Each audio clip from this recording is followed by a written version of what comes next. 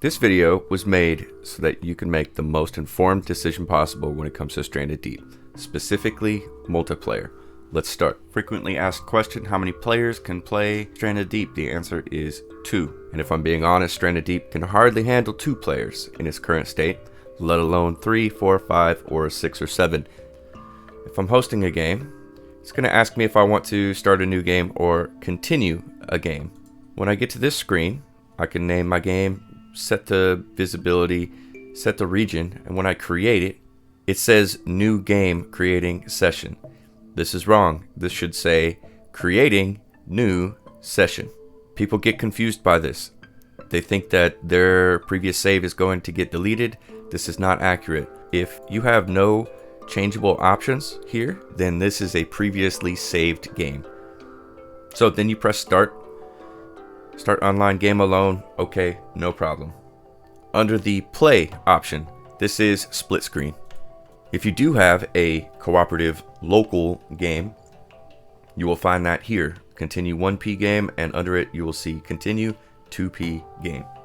The host of the game acts as the server for your world, meaning that the guest cannot join if the host is not present. So your PC, your internet connection is acting as the server for the other person. I've seen this question many times. The question is, why do I have 2 red islands in the cartographer? It's important to understand that your single player game and your co-op game share the same seed and share the same map. This island is red because I am on this island in my single player game. This island is red because I'm on this island in my co-op game. If you see a third red island, it means that your guest is on another island as well. This is really important to pay attention to. Let's go. If I create a new game in single player and I choose random world, it's going to regenerate a random map and give me a random seed. I already said that co-op and single player share the same seed.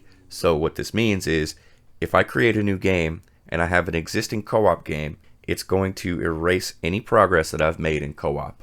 In other words, you can start a new one-player game as long as you leave it as existing. It will not affect your co-op game.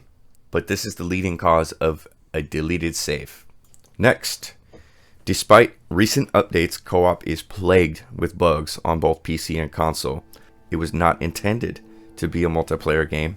The devs caved into social media pressure and released co-op in version 90.11, which completely broke the game in every way. Since then, it's been a struggle to recover, but they are working on it and patches are being released. On a positive note, if you are willing to persevere, you could still do amazing things in co-op. If you're looking for a true depiction of what co-op is like to play, I'm going to link a video in the description. Season 1, Episode 8, Co-op with Randoms with Kevlar Gaming, where we spent multiple days building a base and we suffered multiple glitches, multiple bugs, disconnects, etc. Watch that video if you really want to see. Plus, it's entertaining.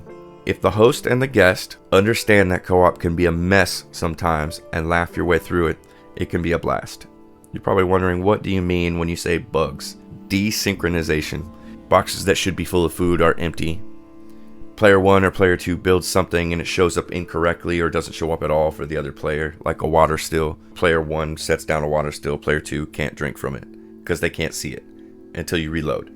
Which brings me to the next issue. Extremely long load times. Stuck on sync world. Sometimes you can't save. Sometimes your save will corrupt completely, and if you watch that episode, you'll see we actually lost our entire save game at some point and had to start over.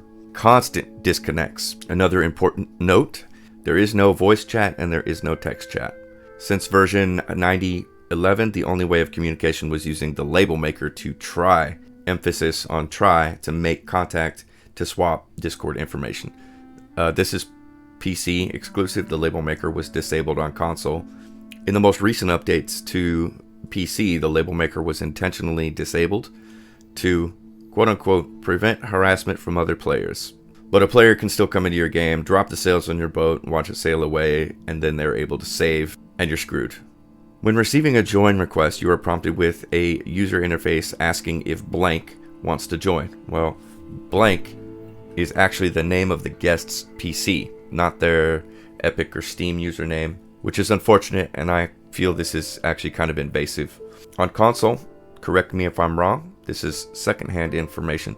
If the game is public, there is no user interface approval. The game just goes directly to Sync World, which can also be problematic depending on where you are and what you're doing at the time. So that's a little insight into co-op. This is probably not everything you need to know, and you will probably learn more along the way. Personally, I've walked away from co-op. I hope this helps you make the correct decision.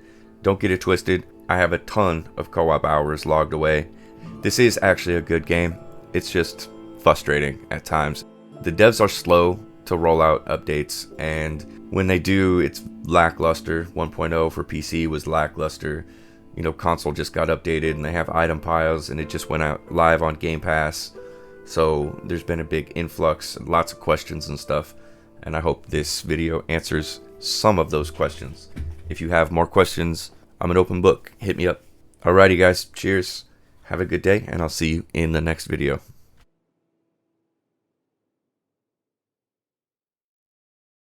Alright, you made it to the end. I have a few extra rambles that I decided to include at the very end. This game is considered a feature complete, quote unquote, from the devs, which means that your brilliant suggestions and my own brilliant suggestions are going to get overlooked. They're not entirely done working on console yet. However, console is not going to see any new features. They are not going to get a newer and bigger world, and unless the devs change their mind, they're not going to get the same custom island abilities as PC. If you have questions, please just ask them. There's no such thing as a stupid question.